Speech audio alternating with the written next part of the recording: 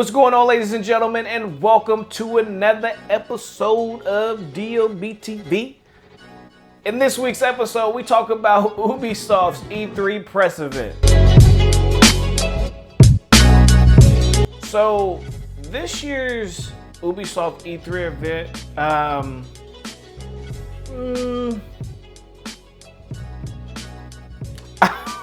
I don't know, it wasn't really my cup of tea. However, before you guys jump down my throat, Ubisoft is probably my favorite developer at this point. So this is coming from somebody who's a fan of a lot of Ubisoft games. The Division, Far Cry. I'm actually playing Ghost Recon Wildlands right now. I'm looking forward to Ghost Recon Breakpoint. So I'm a big Ubisoft fan. I'm not knocking them. I just felt, again, a lot of these press conferences this year, because everybody's kind of preparing for next gen, this year's E3 was, again, a lot of great games showed off. Because while I wasn't that big on their press conference, I feel that they may have showed off one of the best games of all time. They showed off Watch Dogs Legion. And what I saw in that game, I cannot recall. I'm sure there's been a developer to do something like this before. I just cannot recall it. Permadeath, that's been a thing in video games. But where you can literally be any character that you see in the game, like there's not one person you can't be. This is how they're explaining it. I'm gonna show you guys some video footage in a minute. You guys know how I do around here. But you could literally be anybody in this game. That's insane. That's crazy. That's unheard of. And if that character dies in the game, character's gone. Gone. Like, once I beat the game, I'm just gonna go around like just continuously just trying to see how many people I can kill and see what happens. I'm sure maybe there's some kind of little trickery behind scenes that we don't know about yet, and then once we get the game, it's gonna be like, aha, I see what you guys are doing. But as of right now, what they're showing off, like the gameplay. Converging on your position.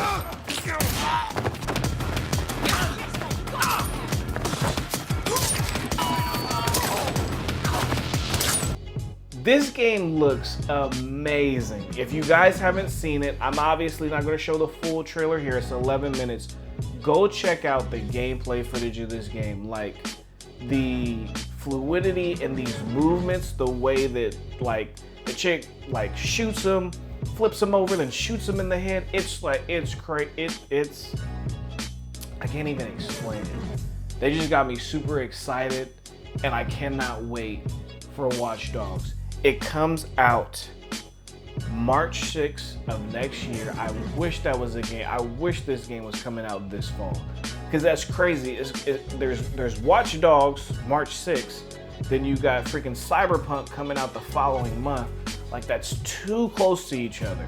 I think Ubisoft has another one with this Watch Dogs. It's based in London, which I don't mind being based in London. I'm curious how the driving mechanics are gonna be, since us here in the States are used to driving on the right side of the road. They drive on the left side of the road. So that's gonna be pretty interesting to see how that all pans out. But nonetheless, I'm looking forward to this game.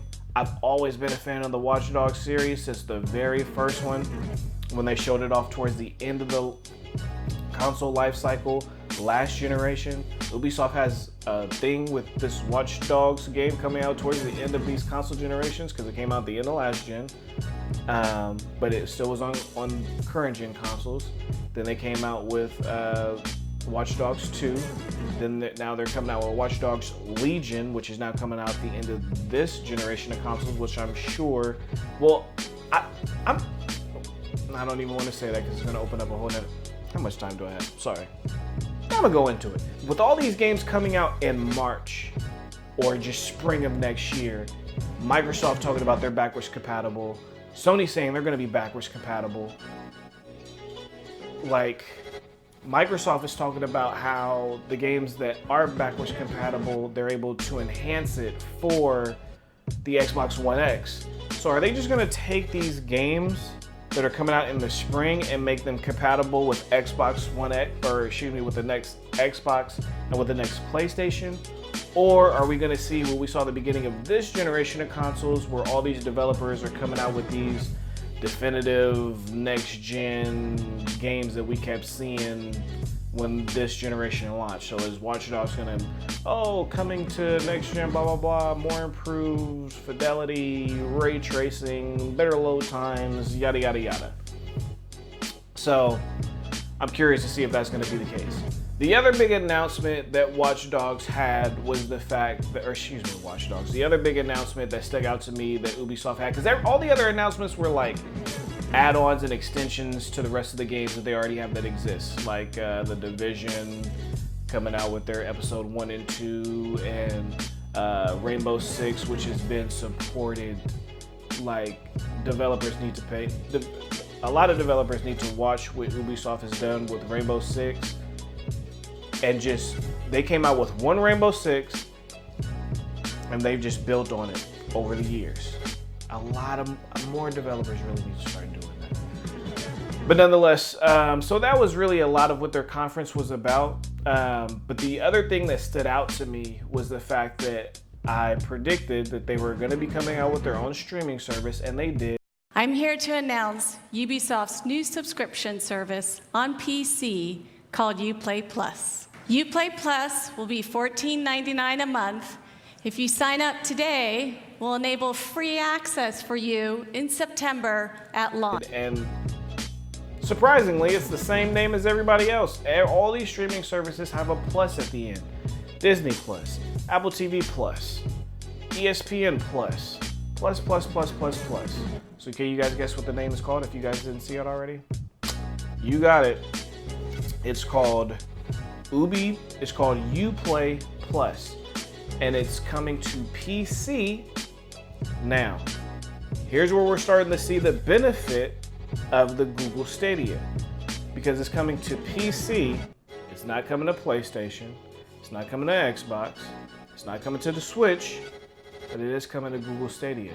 So it's coming to PC and Google Stadia. And there was also a very interesting interview with Phil Harrison and him talking and discussing with Jeff Keighley how they plan on handling other subscription models that can also come to Stadia. Take a listen. The model right now is people will buy games. There will, I assume, be free-to-play game. I mean, Destiny's on the system, which now be free-to-play, but you'll allow other free-to-play games as well in the system? Yes, and you will also see in due course, relatively short order from now, you'll see publishers starting to think about their own subscriptions as well. Right, okay. So we support that on our platform. Okay. You'll see some announcements in due course around that. Okay, so a publisher could have, you would have the $9.99 subscription or the base one, and then you could have a publisher subscription on top of that, basically, so like you buy HBO for your cable kind of thing? Correct. Yeah. And I don't think that will be for every publisher, right. But I think for some of the publishers who have the bigger catalogs and the more significant lineup. I'm pleased to announce that in 2020, Uplay Plus will be available on Stadia. Stadia is the new generation gaming platform where you could play our Stadia games from any device. A special thank you to Phil Harrison and his team. This is the beginning of our partnership. But nonetheless, that's Ubi's press conference. That's it. That's what stood out to me. Like I said, the rest of the stuff was expanding on games that they already have out. Again, it's 2019.